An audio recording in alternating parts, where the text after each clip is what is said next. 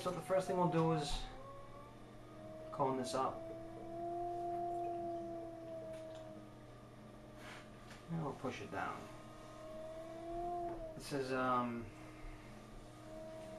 maybe 3 pounds of clay. I didn't weigh it. I would guess it's between 3 and 4 pounds.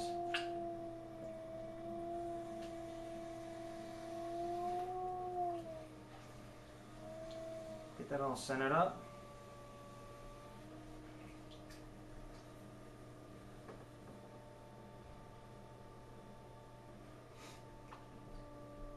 I'm going to use a rib today that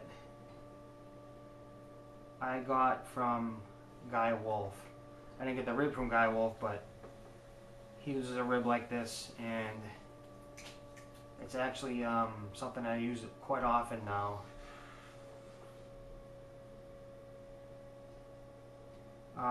It's just basically, this. It's just, mine's just a vegetable chopper. You get it at any kitchen store. His is homemade. It's probably hardened steel and has a nice handle on it, but this is basically the same idea. It's 6 inches this way, and maybe 4 or so this way. So all I'm going to do is pull up a cylinder.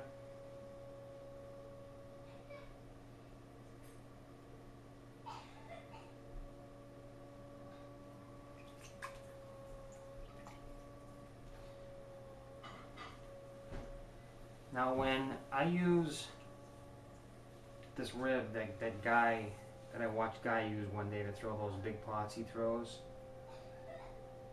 at the bottom of these pots, it's important, for me at least, to make sure that there's not a bump or a hump or a ridge down here.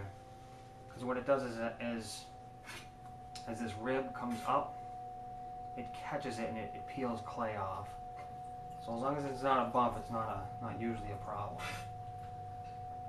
So, neat rib. I really like this. I would suggest giving it a try. So I'll push in. Now I didn't even really shape anything yet. All I did was take this rib and push in, okay, and that brought it down to the foot to the diameter that I want. All right.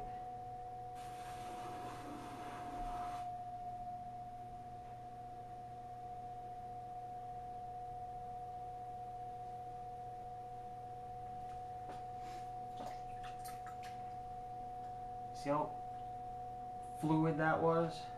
It's a very, very nice rib. I did that right off the bat just to take the curse off those throwing lines. So now what I'm going to do is I'm going to collar this vase in. I'm losing the top of it. Not losing it, but out of the picture. Let me get some water out of the inside. Let's move that camera up.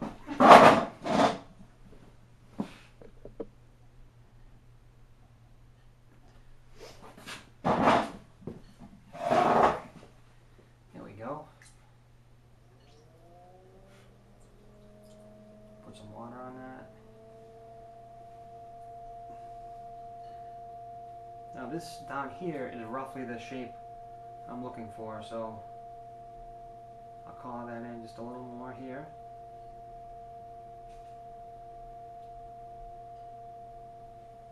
At the top I'll collar it in like this.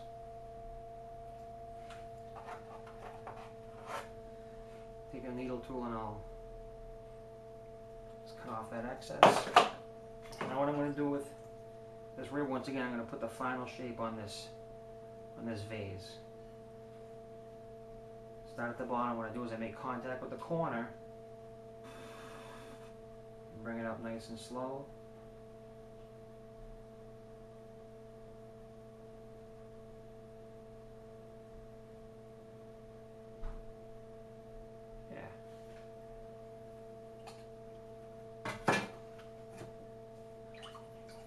So the last thing I'm going to do for this vase, I'm going to make sure all the water's out. And I'm just going to throw this top out and a little thinner than it is now. Not too thin, but a little thinner. This will actually get pulled out even more when I shape this vase, put the final shape on it. So I'll take my sponge, compress that top. So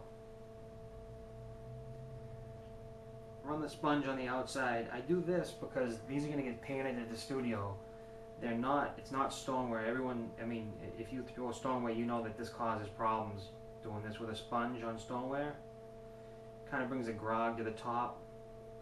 But with this smooth earthenware, it's kind of necessary to give a decent surface to paint on. So what I do now is I stop the wheel, and I'm going to push with this hand, and with this hand I'm going to open that mouth up. So I'm going to push and back and forth, and we'll kind of make that opening oval shaped, a little bigger on the top than the bottom, a little bit bigger on the bottom than the top, I should say. There. Now these, when they're all glazed and painted, they actually look pretty good. Give a little pull on the top also, but more on the bottom. So when you put flowers in this, they splay out kind of nice. So this is what it looks like from the top. Okay, it's different shape. The bottom, if you notice, I didn't stick that. There's really no need to, because when you use this for a rib, it automatically puts that on there. So what I do is I cut this off, and when it's bone dry, I take a piece of perforated sandpaper, or just a pottery knife or whatever, and I just kind of knock that corner down, and I take a sponge and I give it a good scrubbing on the bottom, and kind of round that bottom off.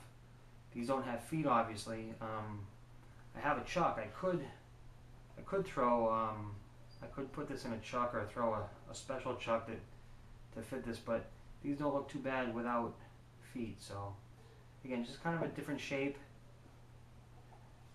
and kind of fun to throw.